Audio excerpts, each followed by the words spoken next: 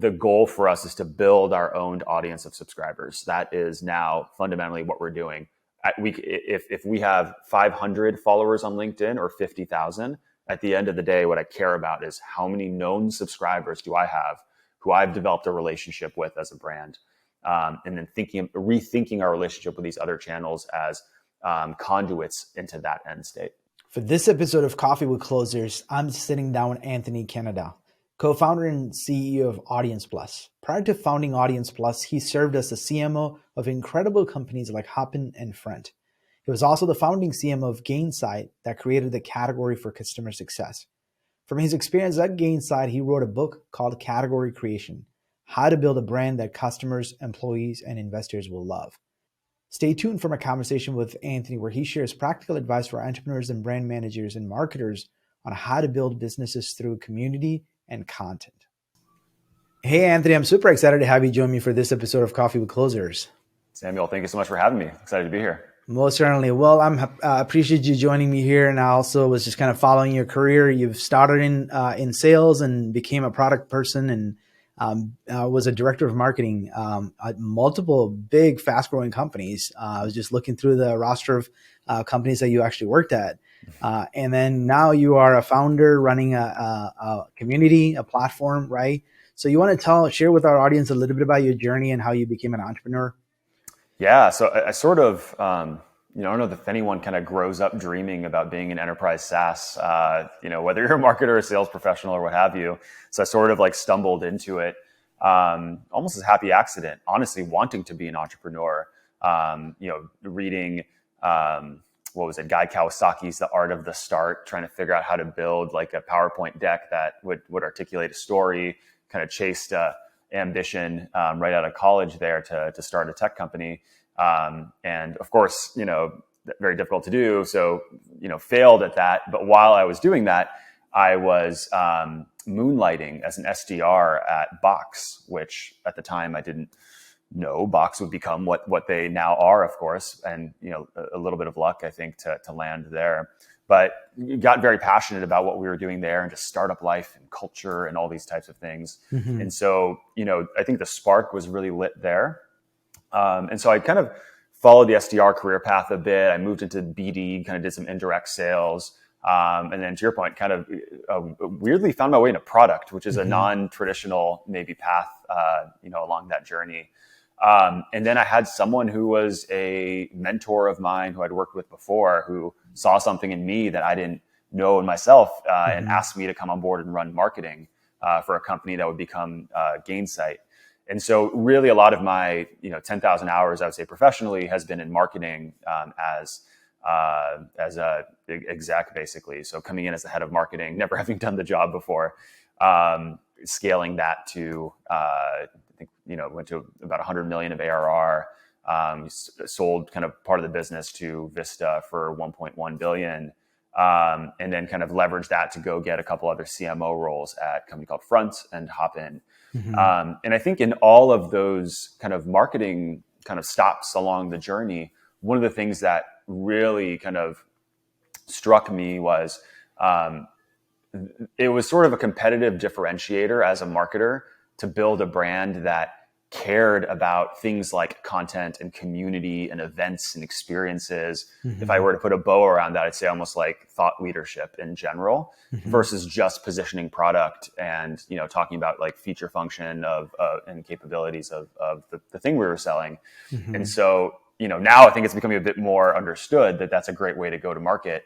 But at the time it really, really wasn't, at least wasn't kind of, very practiced, I would say, within the industry. So as my sort of chapter at Hopin was coming to a close, I wanted to start a company in this space. I wanted to, take a lot of what I've learned along the way, a lot of what I've observed, and really kind of help build a product to address, I think, one of the fundamental concerns kind of within achieving that. So I guess I found my way into entrepreneurship early on by sort of, that's kind of what I wanted to do to begin with, but had a lot of maturity, had a lot of experience to gain. And then kind of when presented with, an idea, and I think at this point, a network and some resources to be able to go and actually execute that idea, um, took the leap, and it's been 9 months, something like almost 10 months now, going from operator to founder, and it's been awesome. Yeah, I mean, I think obviously I had Nick Mehta from Gainsight on my show a while back as a guest, and he talked about building the category of the customer success, which I think you were a part of it. You were employee 19 at Gainsight. Yeah. So building the category was our strategy. It came from a place of first principles, because when we kind of walked into Gainsight, or the company that would become Gainsight, there wasn't really a competitor in the market that was kind of a direct competitor to what we were doing. There were ancillary markets. There was like the customer support space where Zendesk and so many others were kind of building share and were the dominant leaders.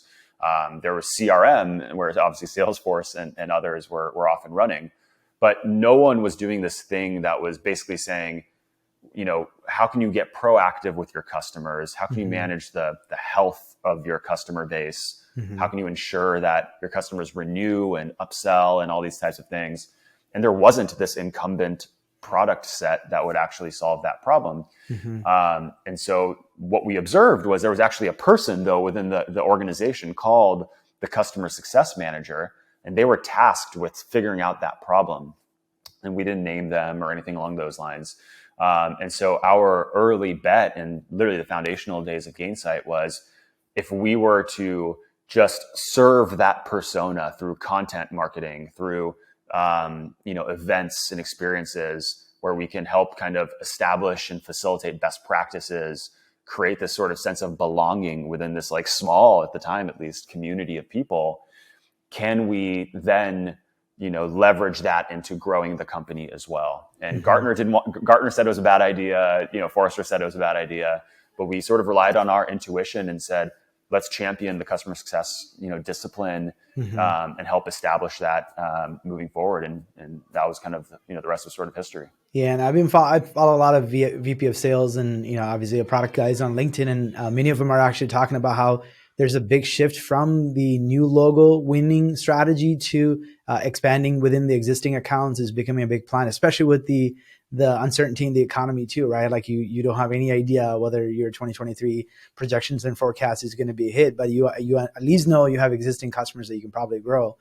So I think the customer success became a big part of most fast growing SaaS companies. Because I think the product market fit is only one half of the equation of growth. Right. Customers are willing to buy, but hey, if those people aren't adapting, you're not able to grow within those accounts, then you're kind of minimizing your opportunity. Yeah. Just for the SaaS business model to even be viable, customer success has to be a focus. Otherwise it's not.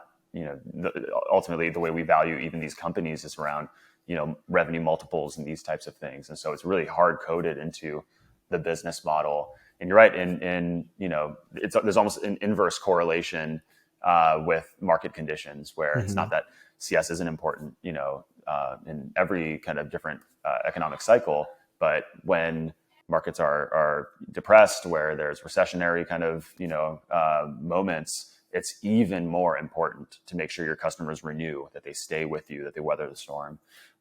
So definitely a bright future for CS professionals who might be watching. Obviously, we all know retention is a lot cheaper than acquisition, right? So if you can figure out a way to do that. And I think, going back to what you said about, creating a category, especially when, every entrepreneur that I found is in the SaaS space, they're like, oh, I want to go create a category. But especially if you're going into a market, right? Or if you're creating a category, especially that it's not an established market, there's not enough products or anything there. That's a lot of education that has to happen before you could actually say, well, we're creating enough demand for that product category that you are the category leader. So it brings me to the question about, AudiencePlus. Talk to us a little bit about what is AudiencePlus and what exactly is this community that you're building?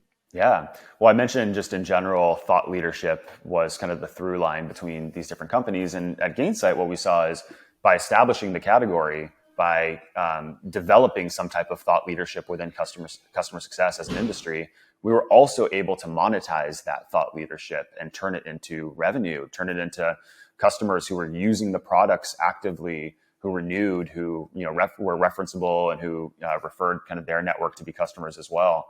We created this almost like halo effect around the brand and really a competitive kind of moat around the company. And so that's always kind of sat with me and something I've tried to bring into the other kind of marketing teams that I've ran. And if I were to put it in sort of a different set of language today, I would say that companies and SaaS businesses are starting to operate and think and act a lot more like media companies, consumer media companies. And the reason for this is a fewfold. One, paid media is getting just so much more expensive as we think about, especially going into years like 2023, where efficiency is going to be so important. It's just getting harder and harder to compete on the paid side of the world. Second is that our relationship with social media is changing. If you're watching the news or have been on Twitter anytime in the last, several months here, you can get a sense of that. But very tactically, what we're seeing starting from the consumer world is that our organic reach as a brand is limited by an algorithm that we don't control. And so we have to sort of like play to the algorithm, sometimes diluting our own content in order to actually drive engagement. And when we do get that engagement, we don't get any of that data. We just get sort of a obscure number of likes or retweets or whatever it is, and which makes it very hard to actually action on that data as a B2B company. And even things like SEO, right, are super, super important, but just getting harder and harder to do. And we've spent, I know we're going to talk about this a little later, but we've spent so much time in content, basically writing content against keywords that are driving organic traffic to the site, regardless of whether or not a human actually reads them. They're optimized for search, not for editorial value or actual kind of entertainment value or anything along those lines. So all this to be said, as companies are becoming more like media companies, it's very new. We're adopting owned media as this kind of primary way of going to market.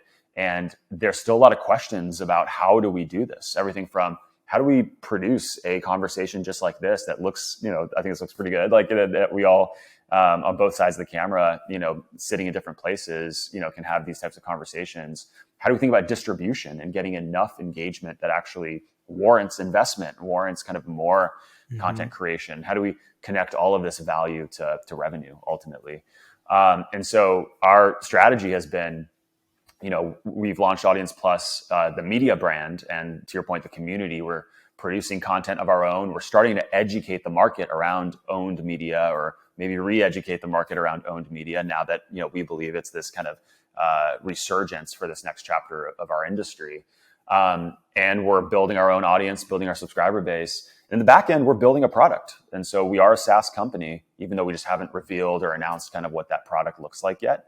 And it's just this really cool opportunity to be kind of sort of building in public, not all the way, but really getting a lot of empathy for the customer, A, by talking to them actively about this, and B, by doing it ourselves and being our own best customer before we actually kind of announce the product.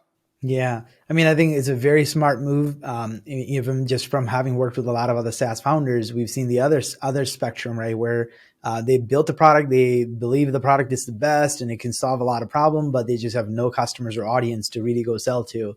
And they're now struggling to figure out how the heck am I going to get momentum? And then they just go hire 10 SDRs and then just start to amplify the problem that they have, which is like, oh, nobody really wants to buy a product. The other aspect of is what you're doing very smart, which is build an audience first and see what the problems the market is facing. Obviously, you came from one of the best, some of the best in the breed from a SaaS sector, right? Like you've seen what worked in the SaaS space. Some of the challenges SaaS companies have in terms of creating a community, building a product around the community, and all of those things. And now, once you know enough about the market, then your product is going to be much more suited for your audience. That's right. Very smart move. Totally agree. So I think one of the things that I have, what you said is also something that I firmly believe everybody needs to become a media company, which is easier said than done, right? Yeah. And I think, about 15, 17 years ago when I got into this space of content and SEO and digital marketing, I would say that was more of a content deficit generation. I think it was HubSpot's early days. HubSpot was going around teaching people about the importance of blogging, why you need to create content, all of that. Now, if you think about it, everybody's pushing out content, right? And then we're living in a content surplus. So the struggle comes is in terms of how do you, really build your audience and get that niche created for you. What are some practical steps that you can recommend to our customers or our listeners about creating an audience? So I think there's a couple things. First, you're right. it's becoming so much easier to create great content, and that's going to result in things like GPT-3 and ChatGPT-3 and all these things are just making it like even more easier to create great written content. And so one just kind of philosophical thing that I would throw out there is that's going to really place sort of a renewed importance for marketers to actually prioritize creativity, prioritize standing out amongst the pack. Whether that's in emerging formats, here we are on video, folks doing audio kind of podcast work, live streams, those types of things, or just, new formats and just breaking through the noise in different ways. So first thing I'll acknowledge is for sure, it's going to get sort of even more polluted in a way or noisier out there. So it's even more important for marketers to stand out. However, I think you're right, this generational shift, kind of the HubSpot kind of content marketing 1.0 kind of world and kind of what we're headed to next. Here's sort of how I see the dividing line. There's this shift happening from sort of producing content on rented channels and then producing content for your owned audience. And it's a much different sort of set of jobs to be done, if you will, for each of the different channels. On the rented side, when I say rented, I mean producing content that we post on LinkedIn or on Twitter or on content platforms like YouTube or Apple Podcasts or what have you, or even SEO. Google is a platform that we don't, as a brand, own and operate, and we have to have our stuff kind of show up there. And it's super important for us to execute that strategy. And we've been doing it for several years. We've been getting smarter about gaming the algorithm to try to, be seen. We're getting smarter as an industry on SEO in general and making sure that our content is ranking. And so thinking about content through that performance marketing lens, it's table stakes. We have to do it. You have to pick your keywords, write the content in a way that's going to, Google's going to index it appropriately, send qualified traffic to your site, get folks to fill out your contact sales form. That all has to happen. But there is this new thing that's emerging as an and it's the idea of producing editorial content for your owned audience and being able to deliver content that is actually solving problems and delivering real value. That's not meant to kind of get them in the front door, but that's meant to keep them there and entertain and inspire and educate and do the things that ultimately we promise as a marketing team in general, but we haven't spent a lot of time actually executing. And you can tease obviously some of these things out in the rented channels, but say, hey, we have content that is exclusive for subscribers or experiences or events or what have you, that's just for our owned audience. And I think a big reason to do that is if you look at overall web conversions across every industry, it's something like 2 to 3% on average of all your web traffic actually converts on your website, which is crazy when you think of the stat that about 97, 98% of traffic bounces off your website. We're not giving them anything to do if they're not ready to talk to sales or trial the product or what have you, and giving them a space where we can, again, get them engaged with our thought leadership, get them to sort of, get educated on our products, nurture them to a place where they'll one day be more qualified and more ready to buy. That's sort of the focus of this kind of editorial kind of content approach. So from a tactical perspective, I would say maybe just thinking about ways to kind of bifurcate content across those two kind of end states that you want to get to. And then try doing a show just like this or another kind of exclusive piece of content that's just for subscribers, and start kind of building your audience that way. Drive people to subscribe in order to get access to whether it's your exclusive newsletter that you do every week or something, a show just like this. And I think you'll find that there's a ton of value being created with your audience that way, and a compelling event for them to actually subscribe and become known to you in your audience. Yeah, when I was actually just trying to, prepare for this interview, and I was looking at your AudiencePlus website, and I did see you had exclusive content that was specifically for subscribers. And then you had what was publicly available for anybody that's wanted to consume. My immediate question was like, if you look at most companies, they're struggling to just build an audience on these rented channels that you described. You go see some really successful companies that LinkedIn barely has like 3,500 followers. YouTube has like 1,500 subscribers, and they can barely get any traction. And then you're telling them, hey, you don't just spend your energy there. You also need to go build your own audience. So is it the chicken or the egg? Where do you start? because to build your own audience and to get them to come to you first, you kind of have to grow your audience on these rented channels too. Yeah. Alex Lieberman at Morning Brew actually talked about the audience funnel as they see it. And they see it as rented, owned, monetized as sort of the three steps in the consumer media kind of mindset of an audience funnel. I think it's very similar for us. You kind of need to have a presence in the rented channels as sort of a leading indicator to driving more owned relationship. But when you think about it through that lens, it's like, okay, well, that's a different set of goals for LinkedIn, right? It's not that I need to kind of, spray and pray or whatever and get everyone kind of in there, but it's how can I have a space where my buyers are, or where folks that are, within the broader context of our audience, they already exist there. So we should have a presence there. But the goal of that is to get them down funnel into our owned audience.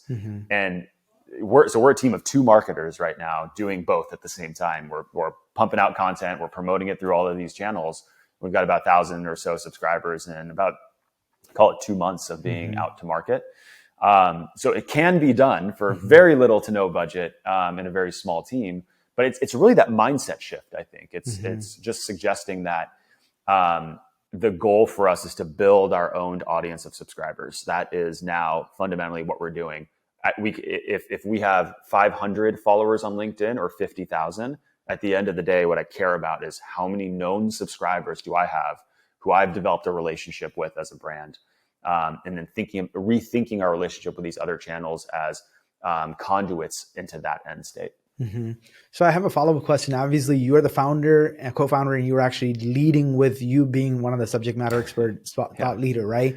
And most, I think SaaS companies are changing this a little bit, but if you go look at any of the legacy companies, you don't ever see the CEO or senior leadership ever being very prominent, spokesperson for the brand. So where do you see that shift happening, and what's your recommendation for company leaders to rise up to that function of being this thought leader or spokesperson? Yeah. I'll admit I'm very uncomfortable doing it, but as an introvert by nature, but I think it's important, right? And I think it's important for any, to your point, founder, any executive to actually, be out there and to be a representative of the brand, not just the product and all of that, but the values and the purpose of the business, and to be sort of almost like a human kind of embodiment of that kind of vision, right? Because I think what it comes down to, the reason for it is this is the famous Simon Sinek quote, people don't buy what you do, they buy why you do it. Business, I'll quote Nick Mehta too, business is personal, whether we want to admit it or not. I think it was the Godfather saying, that's just business. Don't worry, it's not personal, it's just business. It's just not true fundamentally. We're humans. We want to buy software from people that we trust, people that, we feel maybe some degree of inspiration from or what have you. And people we generally like, I think is an important kind of component of this too. So all that to be said, if you're an introvert like me and you're willing to kind of go on the record, I think that's the ideal kind of, way to do it. But I also think, more mature businesses might have a bench of spokespeople that are willing to go on the record, other executives, that sort of thing. But even so, increasingly we're seeing this newish role of an evangelist, kind of someone whose job is basically to be an influencer in-house for some of these organizations. So I think there's different ways to kind of skin the cat. But I think my challenge to a founder or exec CEO, what have you, is you get a ton of benefit from being able to build trust and build authenticity with your audience, ultimately with your customers. And content and media and PR and all of these things are just, they're superpowers that you can kind of leverage to do that at scale. So I think it's really important to do it. Yeah. So which brings me to the question of attribution, because I think, we as marketers are kind of trained, and our leadership also is spoiled, especially as the digital marketing became so metrics driven, right? We were able to put back everything to here's the number of leads generated, and this was the channel that drove that. Here's the number of opportunities and deals that came out of all these efforts, right? We're kind of spoiled to do that with all the privacy issues, and also leading with content as the first means of reaching our audience. It's a little hard to do that today, right? And especially if you're in the early days of creating content, you're not going to be able to prove ROI very immediately, how that's impacting your top line growth. So how do you answer that challenging question of attribution, right? Yeah. You're asking for a marketing budget and you want to spend a lot on content production with little to nothing to show forth maybe in the near term. But hopefully in the future, you might have a lot more to show forth. So how do you address that challenge of attribution with content, and how do you educate your leadership about it? Yeah. Well, first of all, I want to try to do my part in putting an end to a rumor that is floating around marketing Twitter or whatever, that you don't have to measure things, is what you'll find some influencers or people with like loud voices that are saying, like, it's okay, you don't have to measure everything.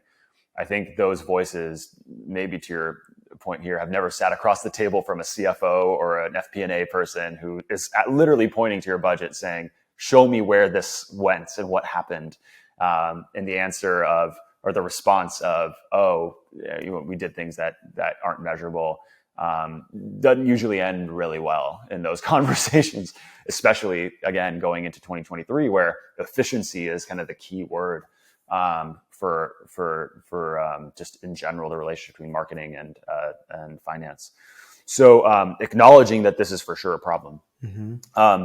But what I'll challenge is, I think the way we have thought about content in that kind of rented, owned kind of dichotomy is where a lot of this gap sort of exists, or this challenge of attribution really exists. Because on the sort of rented side, for sure, right, from an SEO perspective, you have to write a ton of content.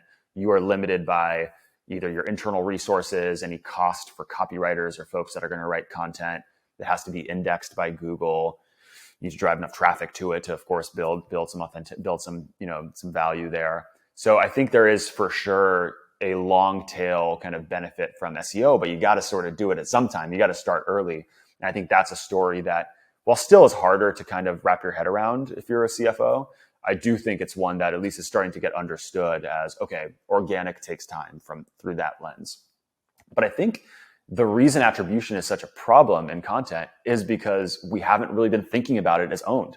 From an owned media lens, we've been thinking about it through rented channels.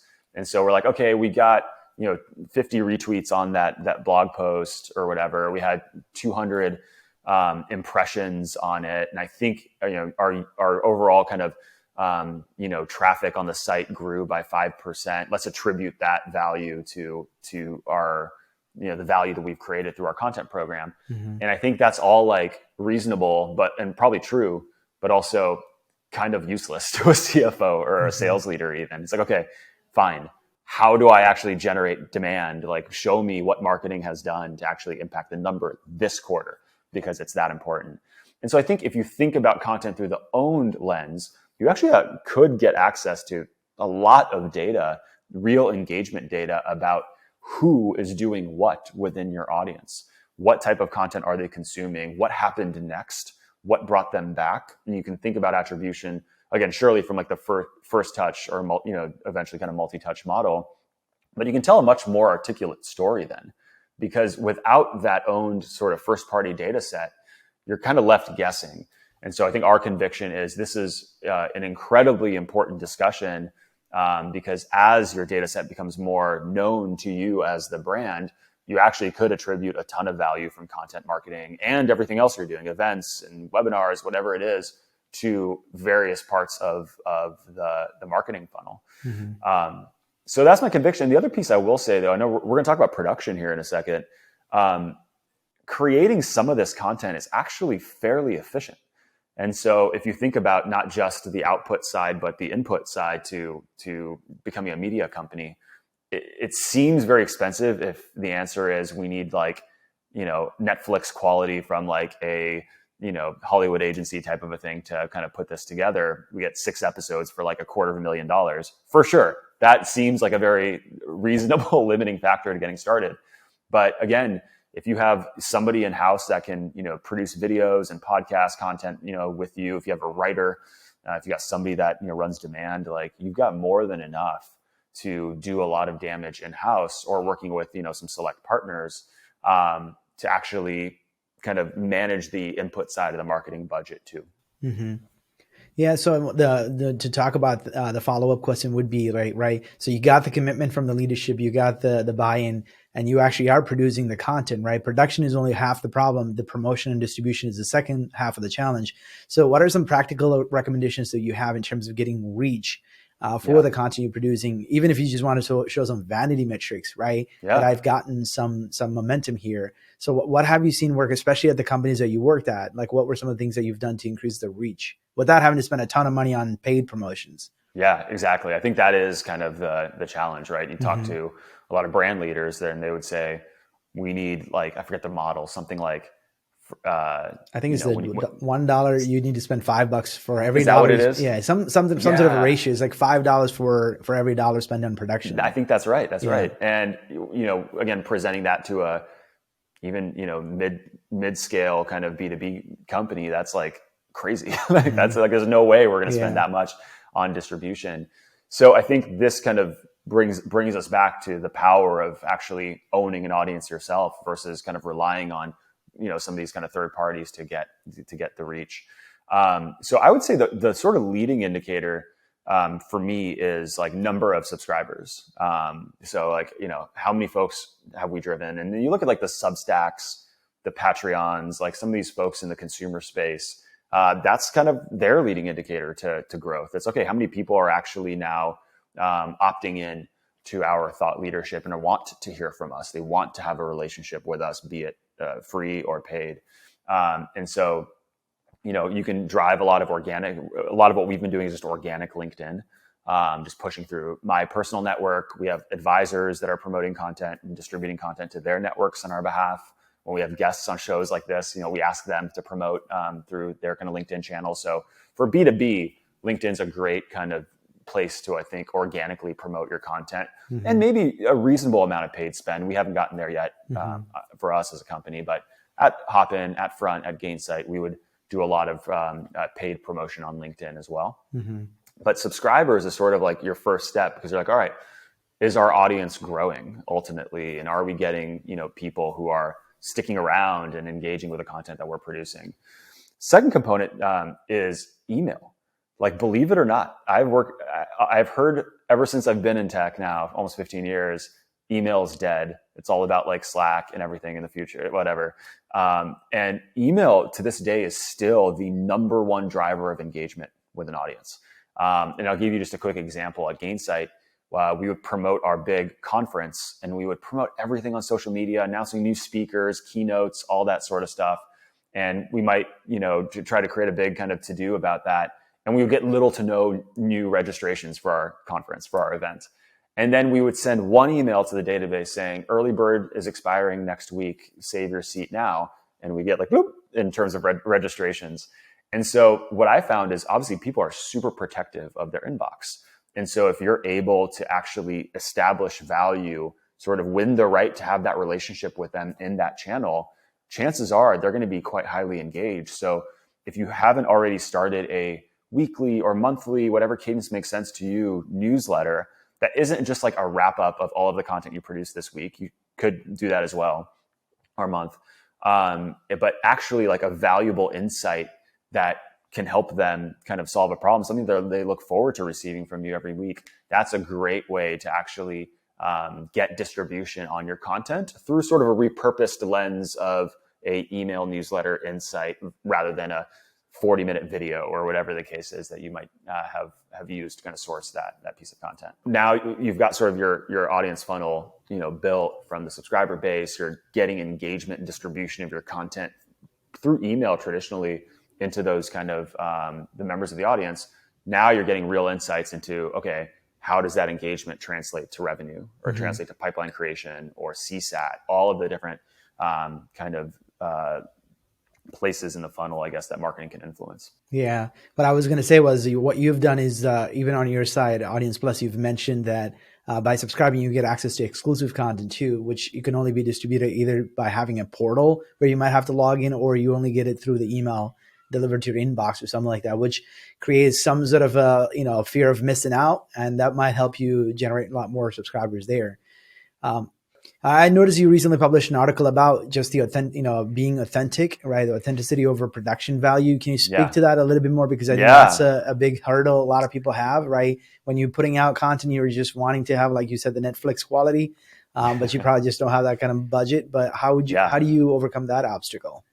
Well, I mean, it was my own story, really. Like we started Audience Plus, and we're going to go tell the world how to become a media company. And so, I think I'm a millennial still. Yeah, I'm like, right square in that generation of saying, I need like chef's table for B2B marketing. Like that's the quality that we need. It needs to be beautiful and cinematic and all that. And so, thinking that we're going to model to the rest of the world what building a media company actually means. And so we went out, talked to a bunch of agencies, and I think the cheapest one we got was $200K for 6 episodes of this show. And we're a seed stage company, right? Like there's no way we can afford that. And I think even for larger companies, that seems like a massive, blocker to getting started with producing own media. And I got all upset about it. I was like, oh gosh, like how is this going to work? And I started talking to a lot of other folks. And the good news was their feedback was consistent. And this is something that I just missed in my needing Netflix quality kind of blinders, that there is a new generation after us. And, we talk often about Gen Z, but for them, they grew up around the iPhone, right? And content produced from the iPhone.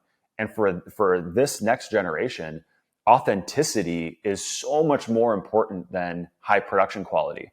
In fact, high production quality can work against you, because it's viewed like a commercial, or it's viewed like you're trying to sell me something. And it's just so hard sometimes if you're trying things like comedy or other vectors through high production to actually like stick the landing kind of a thing and deliver kind of the message and the tone that you actually want to deliver. So that was sort of the big aha for me was, okay, I can just build an at-home studio just like this one right here. We can do it for much less than one agency agreement. And we can produce like an infinite amount of content. Like it's all free now. Not free, but sort of, a sunk cost from call it $20,000 of equipment. Even less if you want just sort of an at-home kind of setup. And so the good news for all of us, I think, is that doing this is not expensive. Here we are. I think we can plug Riverside on this call for us. We're using a service to actually deliver this content in high quality. We have at-home setups that are not terribly expensive for us to start, and we're coming across as, hopefully, if you're listening and we're watching this, authentic and not this sort of like very commercially thing. And I think that drives more resonance with your audience. It drives better engagement. It drives more conversion, and ultimately it keeps people coming back. And it is not an inhibitor for you to kind of keep creating content moving forward. Yeah, and I can share a personal story too, because I started this show way before COVID started, and we had an office in downtown Chicago. Every time I was able to do an interview, it was only with local business leaders. Fortunately, it was Chicago. We had a lot of tech founders. So I was able to get access to tech founders, or we would have some sort of a Chicago-based tech conference. And then I would, before the event, I would outreach to some of these guys and say, hey, would you like to have 30 minutes? And it's very, very difficult to get around in Chicago, come to this office and sit down to do an interview. And then I would have like 3-4 guys that had to be set up and ready to go. We have multiple cameras, the audio, prepping and, set up and tear down, all of that stuff. Right. So to do like 2 episodes would have been very difficult during the days that we were actually doing this live recording. But since COVID, it's forced me to actually have to do it virtually. I've done over 120 episodes and I've done it all virtually. We have a post-production process. And as soon as I'm done, Riverside is already, ready to go. Our team downloads it and they're able to run with it with little to no involvement from anybody while I'm doing the interview. And I can do it whenever I want it.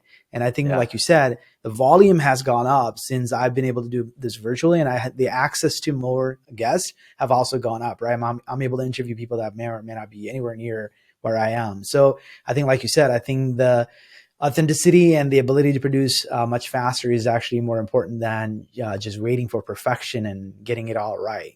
I think that's a big lesson. And I did put in there, like, for some people and for some campaigns, you might want to spring for Netflix quality. So I'm not totally like demonizing that as a strategy.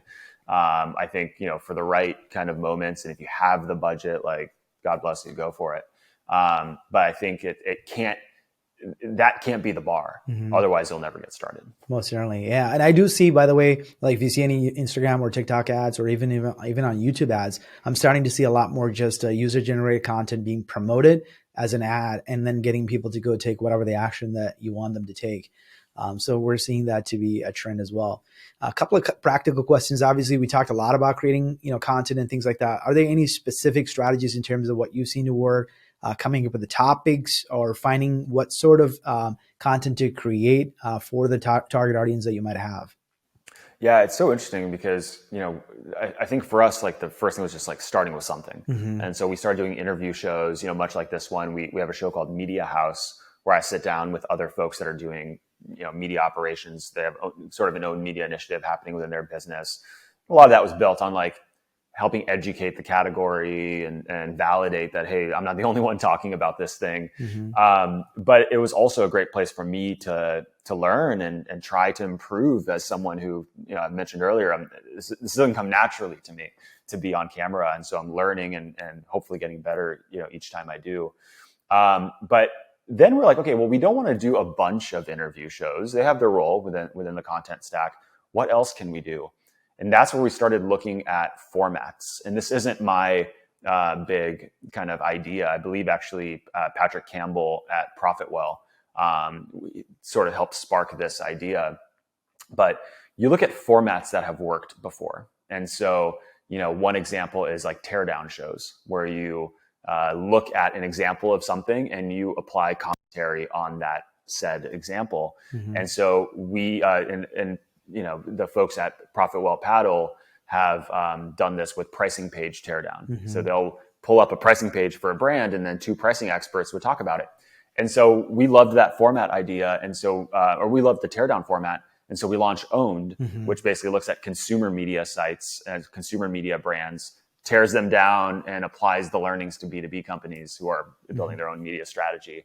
And so we've looked at like Liquid Death and Morning Brew and Pop Sugar and Barstool and some of these consumer brands. And we're trying to extract insights for B2B companies. So number one, I would say is like, look at the format of what you are watching on Netflix today or on Hulu or on any of these other streaming services and get a sense of what would that look like for our business. What if we did a game show? I don't know. I'm making it up for our brand. What are these things that marry both education and maybe a little bit of entertainment as well? Those end up being more sticky over time as you're kind of building out your content mix. And the only thing is like look at what are the other mediums by which you're telling your story. Like it shouldn't be all long form video. You might want to do an audio podcast. I don't think people are going to stop reading, and writing is going to continue to be important, especially as we think about SEO and kind of the value created there. Our producer here brought a magazine today that Netflix has, an actual hard copy magazine, which is really interesting, called Q. Live events. And so a little biased for my time at Hopin, but streaming, having live kind of experiences where you can bring your audience in on something that might be pretty exclusive or a guest that's sort of, hard to reach, that sort of thing. So just some ideas, I'd say, both the format of the actual show and then through what medium do you want to use to really go and tell that story in an editorial kind of way. Yeah, I think the teardown, I saw a couple of your episodes. I think it's pretty powerful because a lot of times we, that's B2C. It only works in the B2C, right? Yes. And never really try to adapt the best practices of B2C and figure out how can I apply that to the B2B world, which is a really good way to look at it. I like that approach. Kind of the last question that I have here in the practical space. Obviously, we're hearing a lot about AI, right? Every software now has something to do with AI. We're seeing, Jasper is taking off like crazy. I think their market valuation was like a couple of $1 billion or something. And so platforms are capable of writing articles, write your own social post, coming with all sorts of other things like that. Where do you see AI fits into the equation of content production and building community? Yeah. So in terms of content generation, we're seeing a lot of it, right? You're right. Jasper, like all the new things with ChatGPT coming out a few weeks ago, it's just been a wild time to be in the content space in general. And so I would say one observation there, I think AI is going to, I fundamentally believe what Jasper CEO and others see as well, that this isn't about replacing writers. It's about augmenting the work of content professionals. I'll give you a couple examples. To me, it would be less interesting to read an entire blog post written by AI. But if I wrote a blog post or produced a video or an episode or a podcast, and I can have an AI come up with titles for that are optimized for conversion and can help me make sure to get the reach. In the future, maybe generate a thumbnail that, people spend thousands of dollars producing thumbnails for their content, which again is pretty crazy. Given how important though it is, it makes a lot of sense. Descriptions like meta tags for SEO kind of take a lot of the, for lack of a better term, grunt work that can happen at scale using, again, intelligence to really help do it in a way that it comes out right. I think is a very powerful kind of proposition in general. And so again, I don't think that they're going to replace our content teams, but I think it's going to help us actually be much more effective as a team and help contribute to creativity being just more of a focus than just kind of, just reporting the news, right? Make it actually, delivered in a way that is entertaining. And the second piece is, I think this also places a renewed focus on video, on podcasts, on some of the more emerging formats that are not just written content. AI is going to catch up and help with some of that stuff. There's already a lot of AI video kind of, startups out there, but I think it's sort of a longer time horizon for that to be widely accepted as a practice. And the piece that frankly I'm super excited about and maybe have a little bit of vested interest at AudiencePlus is AI through the lens of distribution. So how can we actually help you not just create great content with AI, but use intelligence, use data, use machine learning to actually help you drive more engagement, more eyeballs on your content. So it's actually, I think, at least for now, until the bots take over, a very optimistic time for AI within content marketing. Yeah. But it's also terrifying. Yeah. So I don't know how to reconcile those two thoughts. Exactly.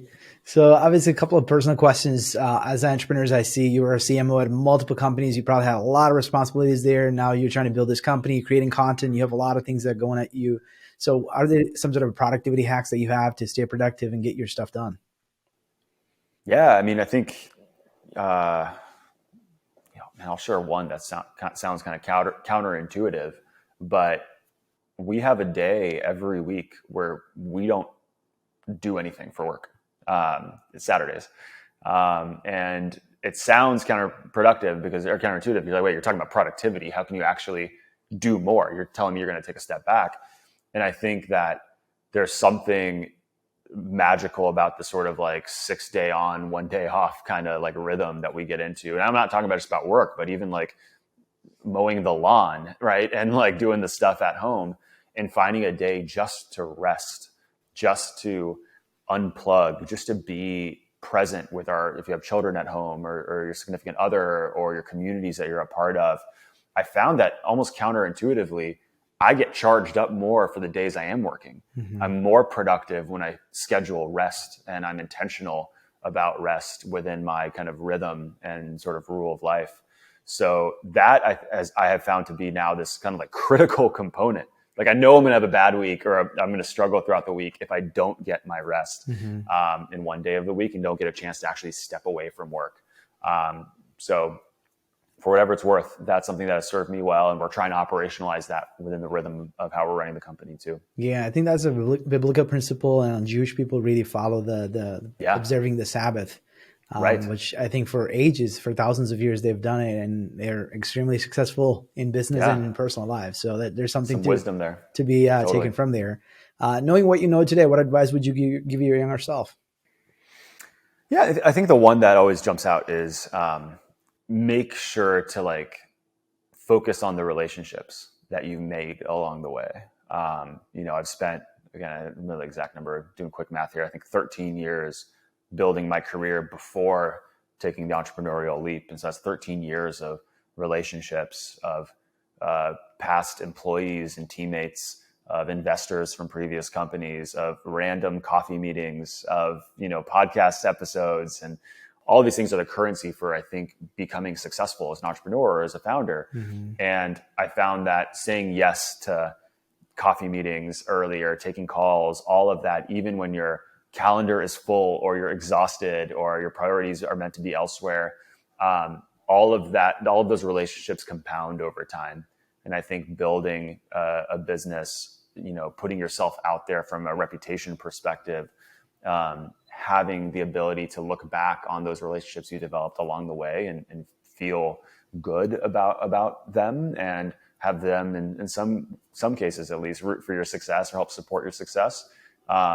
It means everything. It's actually I think arguably the most important currency in business is the relationships that you make and keep. Yeah. Well, great note to end the conversation. Well, Anthony, I certainly enjoyed our conversation. Thank you so much for sparing your time with me. Likewise. Thank you so much. This episode of Coffee with Closers is brought to you by One IMS, a leading digital marketing agency helping businesses win new customers. To request a free marketing ROI audit, please visit oneims.com. If you enjoyed this video, please share it. To make sure you never miss an episode, please subscribe.